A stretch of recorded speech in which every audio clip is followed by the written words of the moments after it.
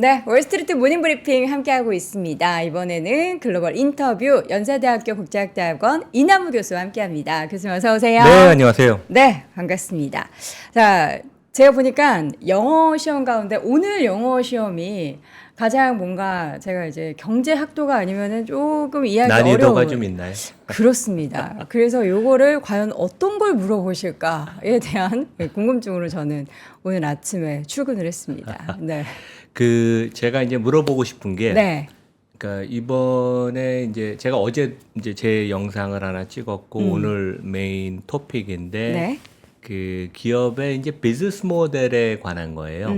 그래서 그게 캐피털 인텐시브한 것이냐, 네. 아니면 asset light 비즈니스 모델이냐. 네. 이게 이제 어떻게 보면 그동안 그 가장 한국 기업이 잘했던 게 캐피털 인텐시브 비즈니스 모델. 집약적. 자본 집약적. 네. 그리고 또 그 대신 자본 집약적인 모델은 미국에서 월가에서 그렇게 좋아하지 않아요. 왜냐하면 투자를 많이 해야 되고 돈 많이 감가상각이 많이 들어가서 그 변동성을 이익의 부침을 많이 일으키니까 네네. 이제 불확실성이죠. 네. 미국은 asset light business model.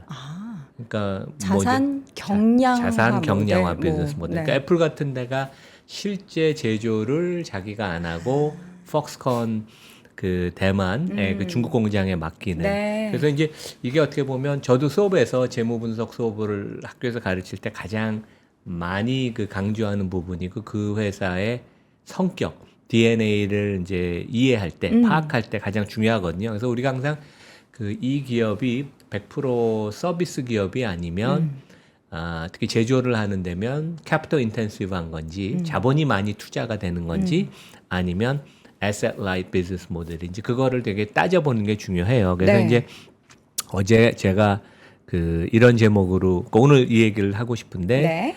빅테크 7개 회사가 올해 R&D와 설비 투자, 그러니까 이제 설비 투자는 기존의 공장, 그러니까 우리가 눈에 보이는 공장, 제조 공장 라인을 투자하는 게 네. 설비 투자고 R&D는 새로운 분야의 연구개발을 연구개발을 하는 거 아니에요. 이걸 합쳐서 7개 회사의 총 투자가 올해 500조 원 정도 된다. 근데 이제 제가 계산해 본 거는 좀 더 될 것 같은데 네. 골드만삭스는 한 480조 원 된다고 얘기를 했어요. 근데 뭐 어마어마한 거고 어떻게 보면 그 미국의 빅테크도 자산 경량화 비즈니스 모델에서 모든 걸 자기가 직접 하는 테슬라가 실제 모든 거를 다 자기가 다 직접 하잖아요. 그렇죠. 공장을 그래서 이제 만들고. 그런 식으로 조금 바뀌는 게 아닌가. 그래서 그 요런 점을 항상 우리가 여기 이제 그림을 보여줘 드리면 자본 집약적 산업의 특징입니다. 삼성전자가 대표적으로 이 왼쪽 그림이에요. 네. 그래서 이제 가로축은 시간이고 세로축은 매출과 이익인데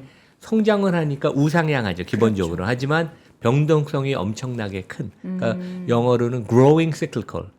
경기 관련 종목인데 자본 투자가 많이 되고 성장을 하는. 그렇죠. 근데 변동성이 있죠. 왜냐하면 삼성전자 이익이 작년에 거의 어떤 분기는 거의 안 나다가 이제 맞아요. 올해 급격하게 회복되는 네. 그런 모습이고 한국에서 이제 우리는 한국 산업들은 거의 다 cyclical 경기 관련 산업이고 반도체 같은 데는 다행히 우상향을 하지만 전통 자동차, 내연기관 같은데 철강, 석유화학, 뭐 이제 해운 이런데 오른쪽에 있지 기본 장기 트렌드 라인은 평평하면서 이 경기에 부침만 있는 이런 데들은 밸류에이션이 아주 극히 낮죠. 그래서 이제 이런 특징을 가진 데가 한국 제조업, 한국 산업의 특징인데 네. 최근에 미국의 빅테크가 애플뿐만 아니라 알파벳 뭐 이제 제가 좀 이따 설명을 자세히 드리겠지만 네. 엄청난 투자를 해서 그 좀 더 그 독점적인 지위를 더 굳히는 이제 그런 식으로 가서 시장에서는 보통은 투자를 많이 하면 조금 부담을 느껴요. 네. 근데 시장은 그렇게는 미국에서는 생각은 안 하는 것 같다. 빅테크에 500조 원이나 되는 투자 금액을. 그래서 이제 그 얘기를 제가 이제 제목으로 좀 꼽아봤습니다. 그러니까 우리가 기존에 전통적으로 생각했었던 자본 집약적인 산업의 특징을 지금 빅테크 기업에 이렇게 맞추기에는 이제 완전히 좀 결이 다른 그런 조금 상황이- 결이 다르다는 게, 그러니까 실제 눈에 보이는 투자 금액은 그러니까 삼성전자가 1분기에 14조 원 정도 설비 투자를 했는데 네. 최근에 뭐 압도적으로 빅테크보다 투자를 과거에는 많이 했습니다. 고정 자산에 대한 투자. 근데 최근에는 아마존, 뭐 알파벳, 애플이 설비 투자가 더 많아졌어요.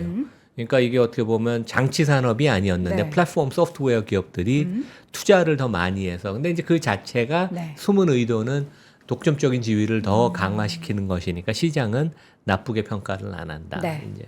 미국 빅테크 기업들이 왜 그렇게 500조 원에 투자를 했는지 그들의 속내 관련해서는 이남우의 좋은 주식 연구소에 좀 더 자세한 내용들이 담겨 있으니까 참고해 보시면 좋을 것 같고요. 스무스하게 넘어갔습니다. 오늘의 영어 시험은 스무스하게 넘어갔고. 아 제가 답을 그러니까요. 해서 다 알려주셔가지고 예 친절하게 거의 오픈북이 아니라 교수님이 대신 풀어준 예 그런 영어 숙제였습니다. 자 오늘은 4가지 주제 크게 네, 준비하셨어요. 그 첫 번째는 이제 우리 그저께 그 미국 CPI 실적이 데이터가 생각보다 그러니까 지난 4달 동안은 원래 예상했던 것보다 좀 더 안 좋게 나와서 그렇죠. 금리를 자극하고 네. 이제 주가의 그 악재였는데 이번에는 4달 만에 처음 예상과 부합하는 아니 예상보다 조금 더 좋은 CPI가 나왔는데 네. 이제 저는 그런 생각이 좀 들어요.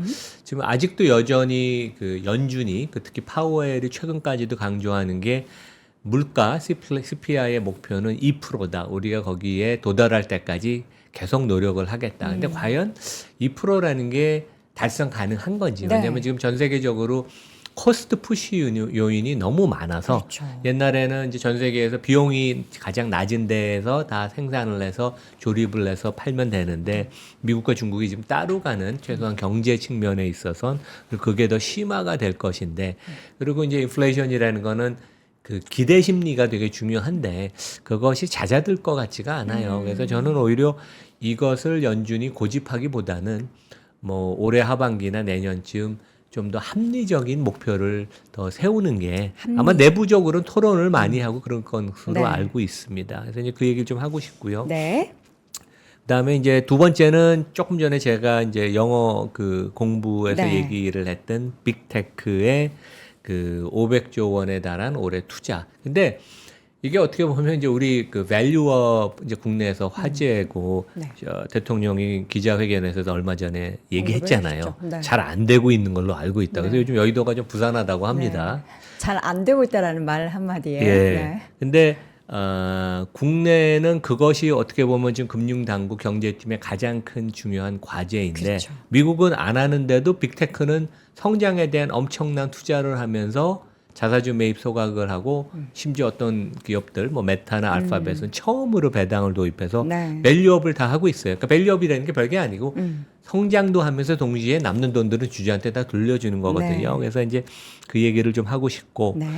우리 이제 그 이웃 나라인 일본 제가 네. 지난주에 도요타 얘기를 했죠. 네. 도요타가 금년에 좀 성장은 둔화가 되지만 중국 기업들이 너무 치고 오니까 15조 원 정도를 투자하고 동시에 자사주를 3% 사서 대부분 소각을 합니다. 일본은 뭐 100% 소각은 안 하지만 네. 거의 대부분 소각을 하는데 소니가 최근에 조금 4분기 실적은 좋았는데 그러니까 이제 최근 실적 여기 3월 결산이니까 지난 분기는 좋았는데 금년에 대한 성장 가이던스를 이렇게 좋게 좋지는 않았어요. 뭐 게임하고 엔터테인먼트가 여기는 큰데 하드웨어보다 그 대신 이제 좀 더 확실한 적극적인 배당 성향을 높이고 자사주 매입을 많이 하는 그런 주주 환원을 발표를 했어요. 그래서 이 한국 기업들도 요즘 고민을 많이 하는데 전 세계 모든 기업들이 밸류업을 되게 하고 있다. 이제 그런 말씀을 드리고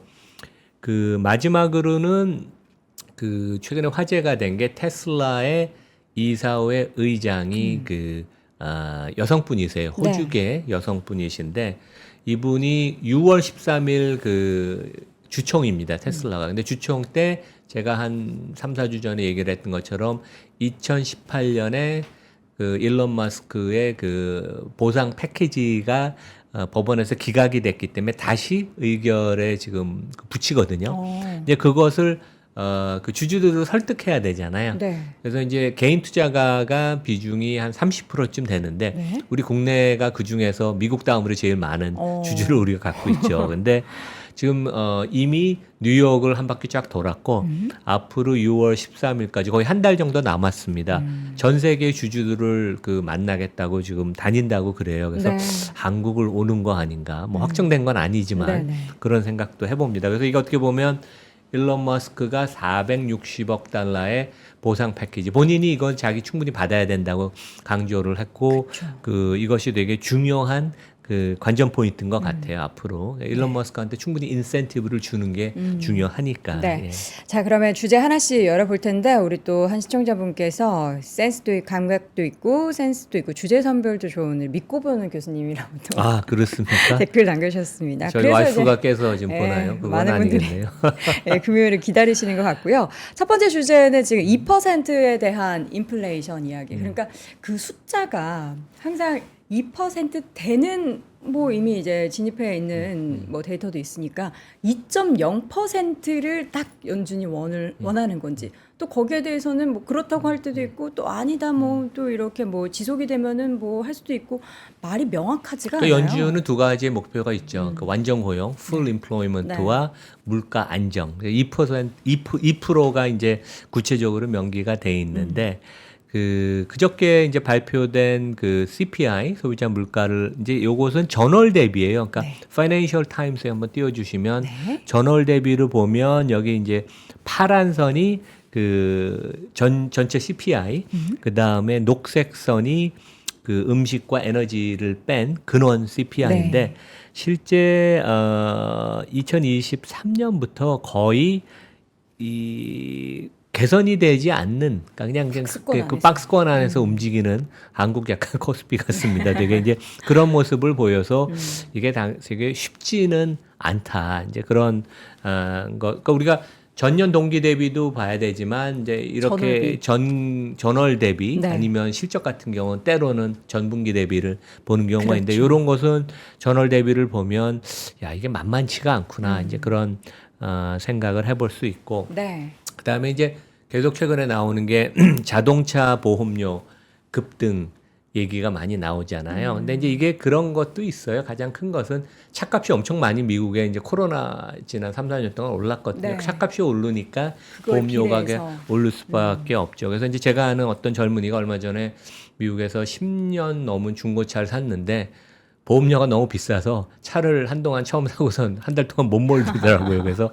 야 이게 진짜 보험료가 올라서 미국은 그 더 사람 비쌀 거잖아요. 그러니까 그래서 그런 일들이 일반 미국 시민들이 실제 네. 느낀다 이제 그런 말씀을 드리고 싶습니다. 또 물가 얘기하면은 쉘터, 그러니까 주택 가격을 빼놓을 수가 없는데 일부에서는 이제 주택 가격이 그래도 이제 추세적으로 하락하고 초기에도 항상 그 데이터 이야기할 때 이게 이제 레깅 효과가 있어서 주택 가격이 나중에 좀 지금 떨어진 게 나중에 반영이 돼서 결국에 물가가 떨어질 거다 이런 얘기를 반복적으로 많이 했는데 지금 이 데이터를 보니까 주택 가격이 오히려 올라가고 있어요 다시. 그러니까 CPI 지수의 한 3분의 1 정도가 네. 그러니까 이제 소비자가 렌트를 낸다고 가산을 네. 역산을 해서 이제 그걸 갖고 그 물가에 반영을 하는데 요거는 이제 민간 부분에서 이제 발표하는 거예요. 매주 발표가 되는데 그 미국 집값이 최근 평균 가격이 43만 4천 불, 그러니까 한 5억 8천 쯤 매매가. 되더라고요. 매매가. 그러니까 실제 체결된 지난 그 전월에 그 체결된 걸 기준으로 하면 그래서 작년 이맘때보다 한 6.2% 올랐어요. 그래서 집값이 잘 떨어지지 않을 것 같고 앞으로도 이게 약간 하방 경직성이 있을 것 같아요. 그래서 CPI가 이제 이런 여러 가지를 보면 그다음에 이제 아까 말씀드린 소비자의 물가에 대한 기대 심리 이런 게 누그러져야 되는데 그게 잘 바뀔 것 같지가 않아요. 그러면 2%라는 건 조금 거의 달성하기 힘든 게 아닌가. 그러면 이제 잘못된 정책 목표를 갖고 그 여러 가지 정책 조합을 한다는 것은 꼭 네. 바람직하지는 않습니다. 그래서 아마 이런 논의가 연준 내에서도 아마 전에 그 잭슨홀에서도 이런 얘기가 좀 있었거든요. 2%를 고집하는 게 맞느냐. 그래서 네. 이제 아마 이런 그 고민을 많이 하는 것으로 알고 있습니다. 미국 같은 경우에는 지금 사실 주택이 오히려 도심지는 좀 부족해서 상업용 부동산 공실 난 곳을 지금 다 주거용으로 또 바꾸고 있고 한데 그 렌트 가격은 절대 꺾이지 않고 오히려 계속해서 올라가고 있다. 그래서 그러니까 미국의 인구가 계속 늘잖아요. 그러니까 인구가 늘어서 꾸준히 그런 수요가 있고, 네. 그다음에 결혼도 꾸준히 하니까 이제 신혼부부들 집에 대한 수요도 있고, 여기도 국내 이제 우리 건축 원가가 많이 올랐다고 얘기를 네, 하잖아요. 네. 재건축이 쉽지 않다. 근데 미국도 그 퍼밋, 여기는 이제 퍼밋을 받아야지 집을 새로 짓거나 아니면 이제 개보수를 하는데 퍼밋을 받는데, 제가 아는 분은 1년 이상 캘리포니아에서 걸렸다는 경우도 있고, 그 건축비가 너무 올라서, 인건비가 하여간 많이 올라서, 네. 미국하고 한국하고 되게 그런 면에서는 비슷합니다, 상황이. 자, 이 가운데 이제 뱅크 오브 아메리카의 CEO 인터뷰를 가지고 오셨는데 이분이 이야기하는 그 지금 상황은 어떻다라는 겁니까? 우리가 이제 월가의 황제 하면 제이미 다이먼드, JP 모간의 CEO를 네. 얘기하지만, 가장 경영을 잘하고 특히 우리 투자가 입장에서는 귀를 담아야 되는 건 뱅크 오브 아메리카의 CEO인 브라이언 모니헨. 이분이 원래 변호사 출신이었어요. 네. 근데 이제 성공적으로 CEO로 처음엔 좀 반신반의를 했어요. 근데 저도 이때 이분이 취임할 때 뱅크 오브 아메리카 메릴린치 다녀서 그랬는데, 이분은 엄청난 데이터를 갖고 그 경영을 해요. 그리고 실제 주기적으로 블룸버그나 이런데 뭐 CNBC 나와서 이제 자기 은행의 데이터, 왜냐하면 이게 소매금융이 미국에서 제일 큰 데 아니에요, 뱅크 오브 아메리카. 그래서 되게 투자가한테 유용하고, 되게 이분은 미국이 그런 금융위기가 안 온다, 하드랜딩이 없다는 얘기를 계속 했는데 되게 네. 맞았죠. 그래서 지난주에 또 그런 데이터를 갖고 블룸버그랑 아마 인터뷰를 했던 걸로 기억이 나는데, 재미있는 게 2019년 코로나 이전과 비교해서 최하위층, 그러니까 소득 기준의 최하위층의 은행 잔고가 60% 지금 더 크답니다. 그러니까 보통은 코로나를 겪고 최근에 이제 뭐 연체율도 늘고 네. 그래서 사람들이 막 이제 돈이 없는 거 아니냐. 네. 근데 코로나 때 이제 정부 지원 자금을 많이 받았고, 그건 그대로 그 저축을 해서 갖고 있고, 임금이 많이 올랐잖아요. 그 대신 물가가 오른 것만큼 그 이상으로 임금이 오른 경우도 많기 때문에, 하여간 가령 잔액이 옛날에 $5,000가 있었던 사람이면 5년 전에 코로나 전에, 지금은 그 $5,000가 $8,000가 됐다는 얘기죠. 그러니까 그 최하위층도 그렇게 상황이 나쁘지는 않다. 네. 물론 이제 물가가 높아지니까 좀 부담은 느끼지만, 그다음에 4월에도 그랬고 5월에도 뱅크 오브 아메리카의 소비자들의 소비 패턴, 그러니까 신용카드를 보고 아마 얘기하는 걸 거예요. 그러면 작년 이맘때보다 소비가 여전히 꾸준히 안정적으로 3-4% 증가하고 있다. 그래서 미국 소비자는 여전히 건실하고, 그 소비 증가율이 증가율이 둔화가 되는 건 맞지만, 네. 소프트 랜딩을 자기는 자신 있게 얘기할 수 있다. 최소한 최근까지 나온 데이터를 보면. 그래서 큰 그림을 보면 우리가 시장에서 생각하는 거가 5월 중순까지 뱅크 오브 아메리카가 데이터를 잡은 걸 보면 되게 일치를 한다. 그래서 뭐 악재 아니면 이제 겁을 주는 사람들도 좀 있지만, 네. 미국 경제는 여전히 상당히 괜찮다. 이제 그렇게 생각할 수 있습니다. 결국 이제 경제는 굉장히 이제 탄탄한 것으로 우리가 데이터를 통해서 계속 확인해 볼 수가 있는데, 그렇기 때문에 오히려 이제 연준이 원하는 그 물가 수준이 도달할 수 있을까? 경기가 이렇게 좋았고, 그렇죠. 네. 그 물가를 끌어올릴 만한 그 여건들이 계속해서 만들어지고 있는데, 과연 2%의 그 데이터가 나올 것인가에 대해서는 그래서 우리가 또 의구심을 갖고, 분명히 연준 내부에서도 이런 논의가 굉장히 많이 있을 것으로 예상이 됩니다. 자, 두 번째 이야기는 앞서 잠깐 언급했었던 빅테크 기업들이 정말 많은 규모의 투자를 단행을 하고 있다. 지금 보니까 기업별로 정리를 쭉 해주셨네요. 여기 우리 이제 엔비디아, 아까 네. 우리 박 팀장이 실적 뭐 D-5 뭐 그런다. 그러니까 엔비디아는 아직 발표. 실적 발표를 안 했죠. 네. 항상 늦게 하니까. 그래서 이제 빅테크 7개 중에 M7 중에서 이제 6개 회사를 제가 그 IR 홈페이지에 가서 직접 찾아봤어요. 네. 그래서 이제 설비 투자는 그 현금 흐름표를 보면 알 수 있고, R&D는 그 손익계산서를 들어가면 찾을 수 있거든요. 근데 이제 아마존만 R&D가 따로 발표가 안 되는데, 이제 아마존은 어떤 땐 발표를 안 하는 게, 왜냐면 컨텐츠 투자가 여기 같이 녹아 있어서 약간 순수 R&D 투자가 아닌데, 전 세계에서 R&D 투자를 제일 많이 하는 데입니다. 그러니까 어쨌든 간에 여기를 보면 이 6개 회사들의 설비 투자, 그러니까 이제 공장 새로 짓고 그러는 게 36% 증가를 했고 작년 이맘때 작년 1분기보다 그다음에 R&D는 뭐 등락이 이렇게 많지는 않아요. 근데 꾸준히 7% 증가를 해서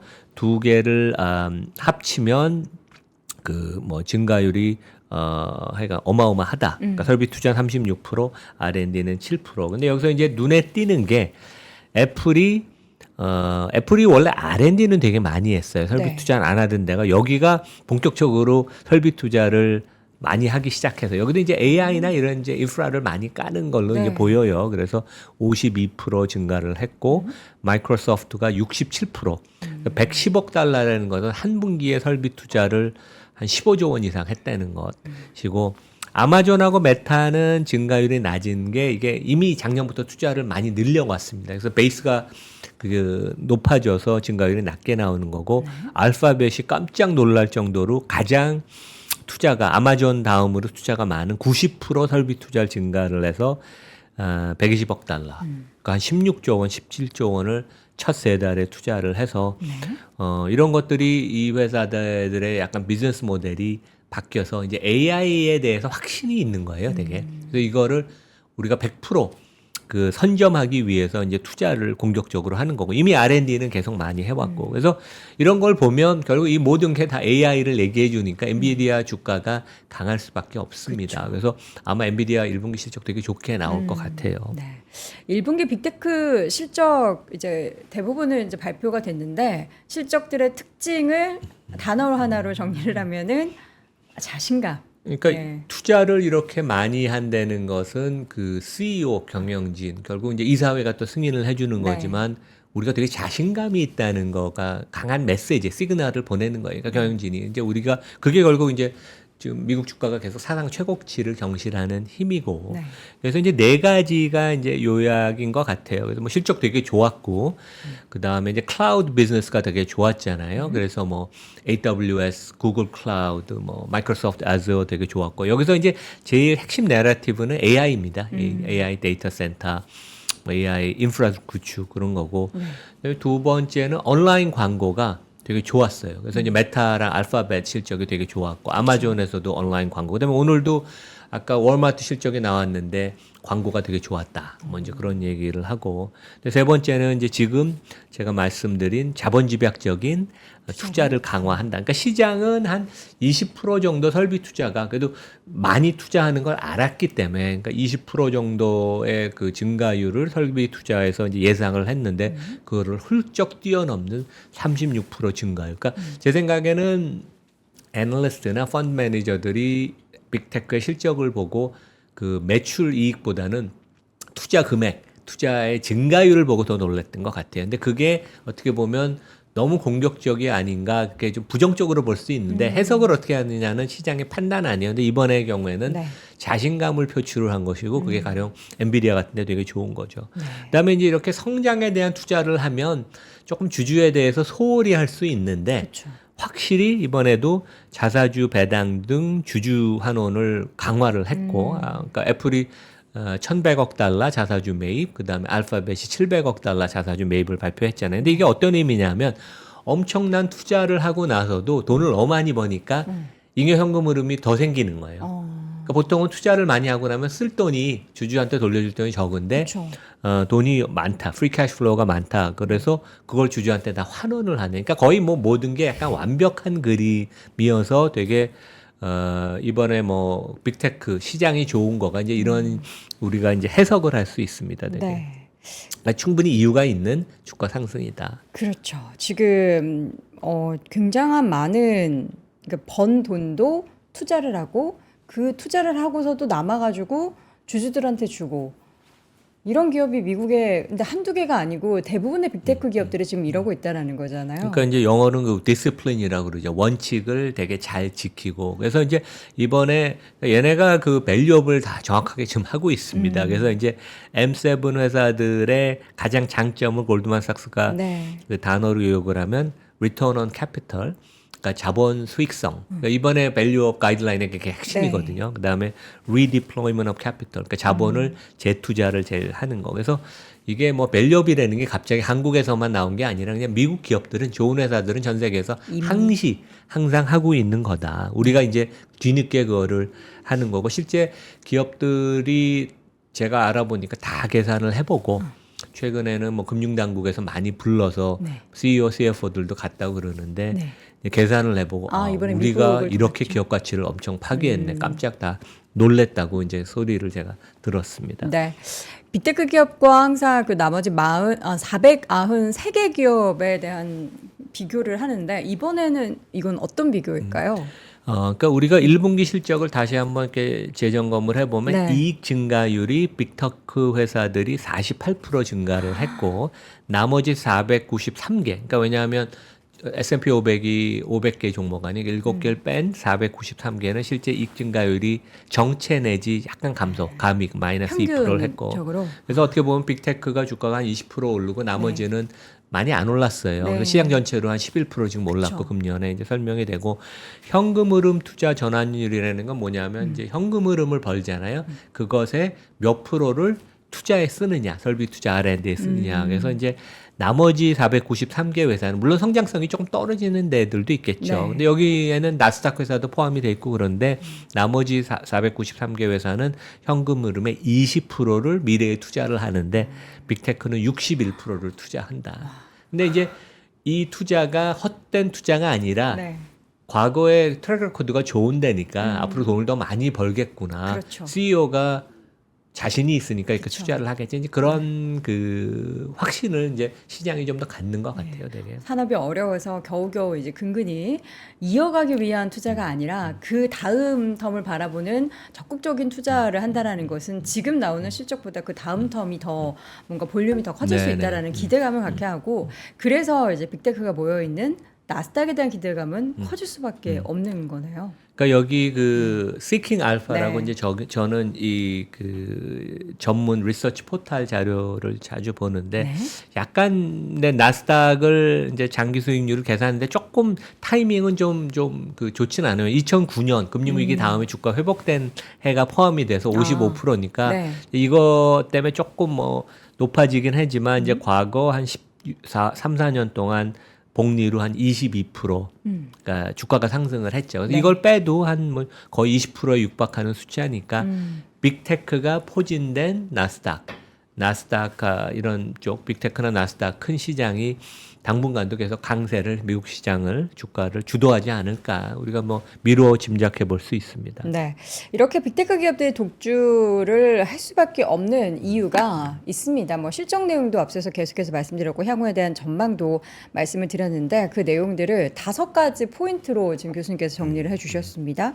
제가 전에도 뭐 얘기를 했는데 네. 이제 좋은 사람을 이미 다 갖추고 있고 그다음에 이제 더 빨아들인다 전국에서 인도에서 뭐 아니면 뭐 동유럽에서 그러니까 이번에도 오픈 AI 같은 데 보면 동유럽 유대인들이 거기 되게 많거든요. 그래서 이제 그런 인력들은 다 이민 온 사람들이죠. 네. 그런데 뭐 제가 이번 주에 그래서 인력해서 이제 구글하고 메타에 초봉을 쳐보니까 대졸 소프트웨어 엔지니어들 뭐 구글이 19만 불, 메타가 18만 불. 그러니까 엄청난 패키지를 주고 좋은 사람들 계속 빨아들이고 그 사람이 하는 일이니까. 그렇죠. 그다음에 이제 자금은 돈을 많이 버는 거 뭐 우리가 지금 계속 얘기를 했고 그다음에 세 번째는 미래에 새싹이 올라오면 그 회사를 다 인수를 하거나 사버리는. 아니면 마이크로소프트가 오픈 AI에 제휴를 해서 우군으로 만드는 것처럼 근본적으로 경쟁자를 없애거나 이제 우군으로 다 만드는 그리고 이제 브랜드 가치 높고 그다음에 이제 약간 젊은 경영자 창업자들이니까 조금 경영 노하우가 미숙하지 않나 그런 네. 걱정을 했는데 2022년 위기를 메타랑 알파벳이 극복하는 걸 보고 아마존도 그렇고 이제 경영의 경험도 노하우도 이제 축적이 돼 가는구나. 그래서 뭐 모든 그림이 상당히 좋습니다. 그래서 빅테크의 독주는 계속 된다. 이제 저는 그렇게 생각을 합니다. 네. 자, 계속해서 지금까지도 잘 나갔던 기업들이 앞으로도 잘 나갈 수밖에 없는 그 힌트를 또 얻어본 것 같고요. 세 번째 주제는 이제 소니에 대한 이야기를 한번 해보도록 하겠습니다. 소니에 대한 실적은 살짝 사실 그러니까 좀 부진한데 어떤 부분을 우리가 좀 주목해 볼 수 소니가 있을까요? 그러니까 옛날에는 그 그 테레비 전 세계 고가 테레비 시장을 독점을 해서 네. 미국 어린이들이 소니가 미국 회사인 줄 알았대요. 바람도 약간 소니가 그렇잖아요. 근데 네. 실제 요즘은 전 세계에서 가장 큰 게임 회사고 그 다음에 소니 뮤직, 그다음에 소니 픽처스 이런 걸 통해서도 이제 엔터테인먼트에 되게 강자예요. 그래서 이번 3월 결산 지난 분기에 게임하고 이제 무비 영화 쪽의 실적이 좋아서 매출이 14% 증가하고 순이익이 34% 뭐 상당히 급등을 했습니다. 근데 뭐 시장이 이건 아는 거고. 근데 올해에 대한 가이던스는 그렇게 뭐 긍정적으로 주지는 않았어요. 그러니까 일본 기업들이 약간 도요타도 그렇고 가이던스를 좀 보수적으로 주는 것 같아요. 근데 이번에 이제 발표한 게 주식 분할을 5대 1로 하겠다. 뭐 이게 이제 기업 가치의 그 펀더멘털하게 뭐 그 변화는 없습니다. 주식 네. 분할, 주식 배당이라는 네. 게. 근데 이제 주목해야 되는 것은 배당 성향이 작년에 32%에서 올해 40%로 증가시키고, 그러니까 이제 네. 100을 벌면 40을 그 주주한테는 주주한테 배당으로 하겠다. 준다. 배당 성향을 높이고, 그다음에 상장 주식의 한 2%가 되는 한 2조 한 몇천억 되는 금액을 자사주 매입을 하겠다. 그래서 이제 배당 성향도 높이고 네. 자사주도 공격적으로 2%, 도요타가 3% 자사주 매입을 발표를 했거든요. 그래서 이 소니나 그 도요타는 대표적으로 일본에서 그 밸류업을 하는 기업은 아니에요. 우리는 워낙 자신이 있는 대표 기업에서 우리 갈 길을 간다.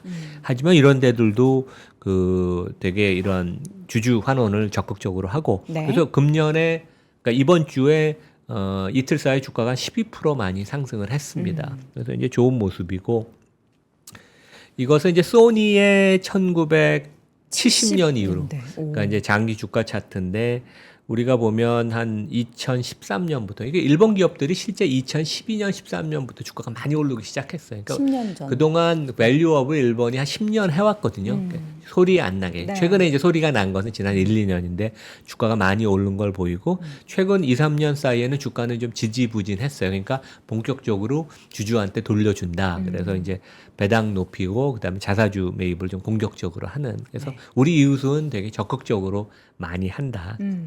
네, 그런 얘기입니다. 우리도 이렇게 10년, 앞으로 10년 이렇게 올라야 할 텐데요. 그런 지금의 10년 동안 우리는 배당 2%, 주가 상승 3%에서 연 5% 올랐습니다. 근데 이제 이게 이제 바뀌길 바뀌어야죠. 기대하죠. 근데 네. 최근에 보면 뭐 금융주 뭐 이런 것들 보면 밸류업을 본격적으로 많이 해서 그거에 대한 기대감으로 KB금융 같은 게 주가 많이 올랐죠 올해. 자, 마지막으로는 이제 테슬라 이야기를 좀 해보도록 하겠습니다.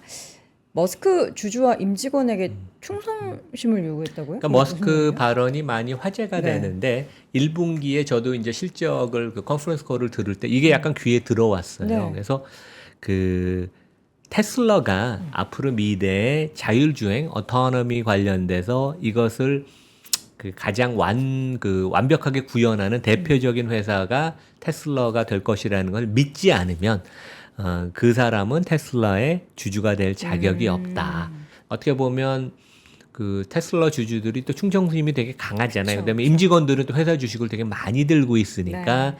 우리의 미래는 어토노미고 그거에 대해서 확신을 가져라. 약간 그런 그 메시지 시그널이었습니다. 그래서 네. 이제 이런 머스크가 1분기 실적 때 이런 코멘트를 했고 네.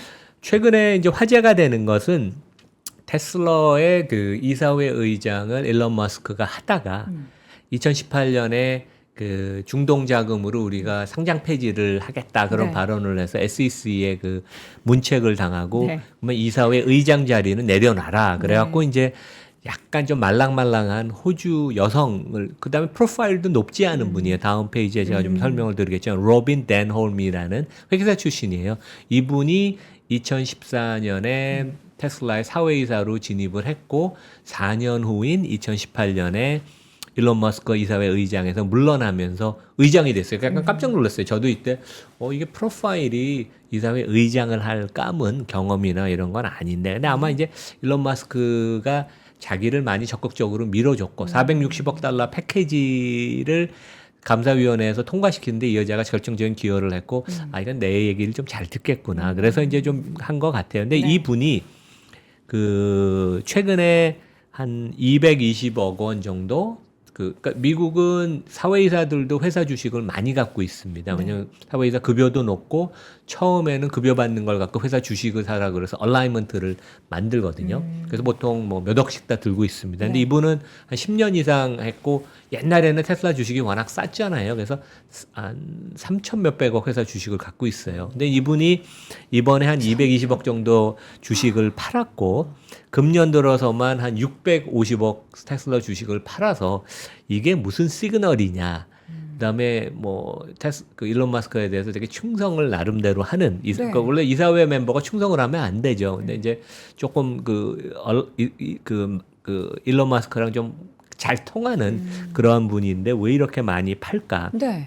근데 이분은 이제 전체 들고 있는 주식이 한 3천억이 넘어서 그 중에서 한 10몇 프로를 판 거니까 여전히 많이 한 2,800억은 갖고 있습니다. 근데 하여간 금년에 한 650억, 700억을 팔아서 이제 이게 화제이죠, 되게. 근데 이제 이분이 지금 이제 되게 바쁜 게 6월 13일 그 주총을 앞두고 네. 1월에 이제 법원에서 460억 달러 일론 머스크의 그 임원 보상, CEO 보상 패키지가 기각이 돼서 네. 그것을 다시 재상정을 해서 이번에 통과시키면 그 법원 판결을 무효화 시키려고 이제 그런 노력을 하는데 네. 결국 그 많은 주주의 찬성을 받아야 되잖아요. 그렇죠.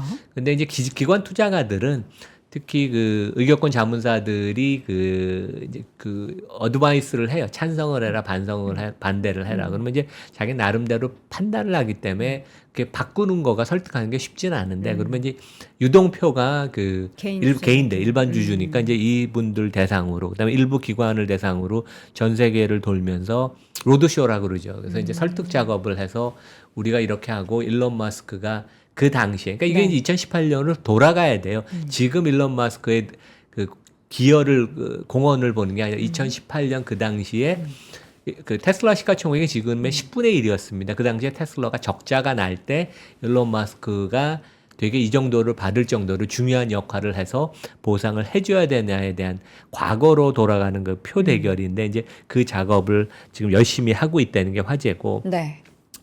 그 이분이에요, 되게. 그래서 이제 댄롬 폴룸이라는 이제 이사회 의장. 좋으신데요. 인상은 되게 좋죠, 네. 되게. 예. 그래서 하여간 되게 화제이고 그 독립성은 좀 부족해요. 그래서 이제 테슬라가 보통 거버넌스 보는 그 전문가들이 보기에는 조금 지배구조, 거버넌스가 좀 떨어진다는 얘기를 많이 하는데 네. 이게 되게 귀추가 되게 주목이 되고 뭐 한국 그 개인 투자가들이 전 세계에서 미국 다음으로 우리가 테슬라 주식을 많이 들고 있잖아요. 올해도 순매수를 했는데 여기까지 뭐 날라올지 모르겠습니다. 근데 한국 주주를 되게 관심을 갖고 설득을 하려고 노력을 할 거예요. 근데 이제 우리가 2018년에 그 주요 그 주주들이 투표한 결과를 보면 여기 보면 이제 근데 한국은 그 회사의 지배주주가 어떤 그 주총에서 의결권을 직접 행사해요. 근데 내가 해당 그 당사자가 되면 원래는 하지 말아야 돼요. 그게 이제 어떻게 보면 거버넌스의 원칙인데 이번에 일론 머스크는 자기의 그 보상과 관련되니까 자기는 투표를 행사를 안 합니다. 본인과 본인 동생은. 그러면 이제 개인 투자가가 제일 중요하고 기관 중에서는 여기 보면 이제 ETF 하는 뱅가드, 스테이트 스트리트 같은 데는 빨간 그 막대 그래프가 반대한대요. 블랙록은 찬성을 했고 네네. 그다음에 뭐 유수의 그 뮤추얼 펀드인 캐피털 그룹 뭐 이런 데들은 반대를 했고 그러니까 상위가 좀 반대를 많이 상위가 하네요. 반대를 많이 했죠. 근데 2018년에는 많은 기관 투자가가 반대를 했지만 전반적으로 73%가 찬성을 해서 그때 이제 이 그 460억 달러 보상 패키지가 통과가 됐는데 네네. 이번에는 상당히 접전이다.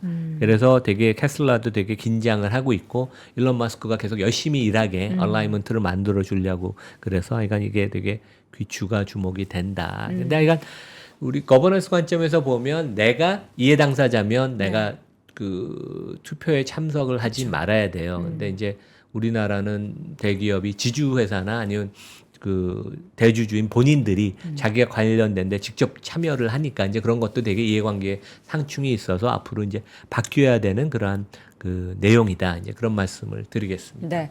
그 작년 기준으로 우리나라가 이제 우리나라 투자자분들이 테슬라를 가지고 있는 지분 비중이 보니까 1.8% 지금 2%에 거의 육박하네요. 더 늘었으니까. 개인 투자가가 30%니까 네. 개인 투자가 중에서는 비중이 한 6, 7% 되네요. 대단하네. 네, 대단해요. 그러니까 미국 다음으로 제일 많습니다. 되게. 네, 과연 정말 이 의장이 우리나라에 올지 뭐 안 올지 여부는 일론 머스크는 뭐 바쁘니까 못 오시겠지만 네. 이 홀룸이라는 그 이사회 의장은 네. 진짜 뭐 급하면 와서 뭔가 설득 작업을 할 수 있을는지 그렇죠. 잘 모르겠어요. 이거 저의 그냥 막연한 추측이에요. 예.